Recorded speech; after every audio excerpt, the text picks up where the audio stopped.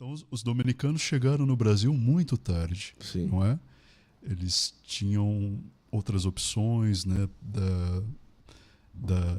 A ordem nunca foi enorme como os Sim. jesuítas. Como Essa igreja aqui, franciscanos. qual que é? Essa igreja é São Domingos e Uberaba, uma das primeiras igrejas góticas do Brasil. Uberaba? Uberaba. Olha. Porque os dominicanos que vieram para o Brasil eram franceses. Francês, desculpa, só sabe rezar no gótico, né? Então a igreja francesa tem que ser gótica. Ah, que coisa. Goiás Velho, onde eu fiz noviciado, aquela cidade colonial, você vê uma grande torre de uma igreja gótica, dominicanos, Olha, não é? que lindo. Então, esse livro é a tradução de uma tese da doutora Claire Pic, uma francesa.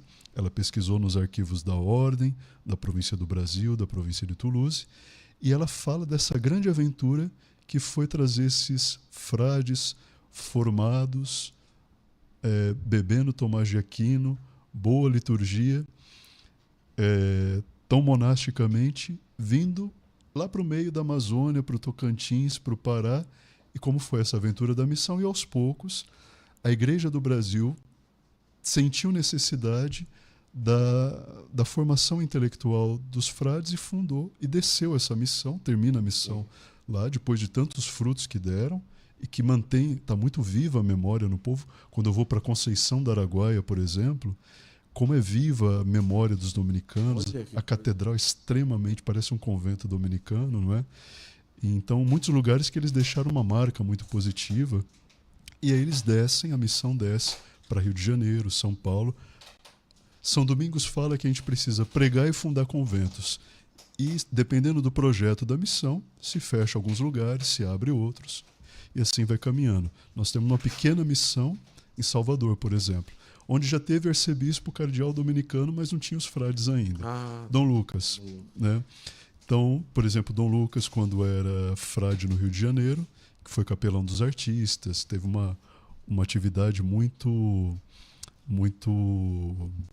fecunda. Eu lembro que eu fui pregar o retiro dos beneditinos aqui de São Paulo, pouco tempo atrás, e o Dom Isidoro, que eu gosto muito, um abade emérito, falou: o último dominicano que veio pregar o nosso retiro foi Dom Lucas. Falar, é?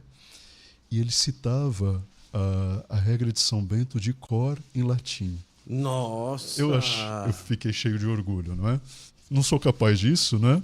Tem outras habilidades, mas dessa não. Mas digamos... Um dominicano citar a ordem de São Bento em latim decorado. Isso era ótimo. Então esse era Dom Lucas, que foi primaz do Brasil, né, arcebispo de Salvador. Então agora tem 2 irmãos que estão lá começando, assim como São Domingos mandou, pequeno, se Deus quiser, logo tem um convento em Salvador. Então vai, de acordo com os capítulos, com as prioridades, vai mudando. E então o apostolado mais intelectual que foi pedido na igreja nos anos 50, dos anos 40 mais ou menos. Que maravilha, tem tanta E coisa junto boa. vieram as irmãs de Monteil. As irmãs esse colégio na Domingos de Moraes, né, o Colégio do Rosário, das nossas irmãs dominicanas. E elas vieram da França, quase junto com os frades, para a obra da educação, da evangelização. Então, elas estão bastante tempo no Brasil, chegaram quase junto com a gente. Né? Quando chegou, não foi direto para Goiás, foi para o Pará, que o senhor falou. Os frades chegam lá em Santos, vão para Uberaba, depois faz o convento de Goiás, para ter um caminho para subir depois. E aí vão para o norte. Né? Engraçado, né? Para o Pará naquela época lá, imagina. Pará, ou seja, até hoje é um lugar bastante...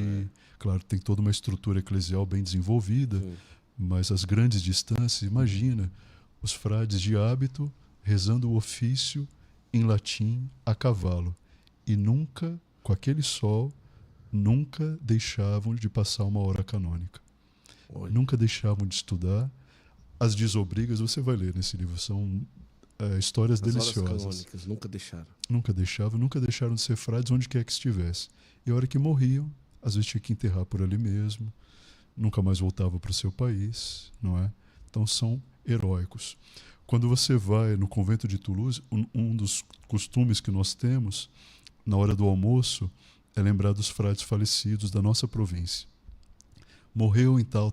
Quando você vai ao convento de Toulouse, todo dia eles vão falar: Frei fulano, morreu em Uberaba. Morreu em Marabá. Marabá já é francês, né? Termina em A, em Bá, né? Em oxítono. Então, com aquela pronúncia dele, eles vão lembrando. Frei Delfrano morreu em Goiás.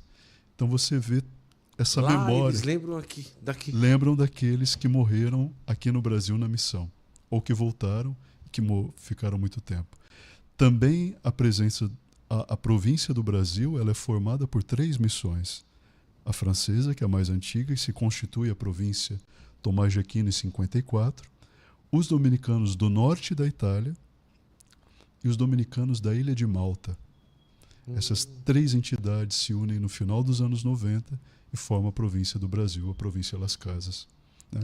Mas o ramo mais antigo é o ramo dos franceses. Eu sou o primeiro provincial lascasiano, que os meus antecessores entraram na província que era antigamente francesa, no vicariato que era dos italianos, todos são brasileiros, não é? Nós tivemos provinciais estrangeiros também na nova província, o atual provincial de Malta, que foi o provincial que me deu profissão solene, foi provincial do Brasil também. Só conhece Malta?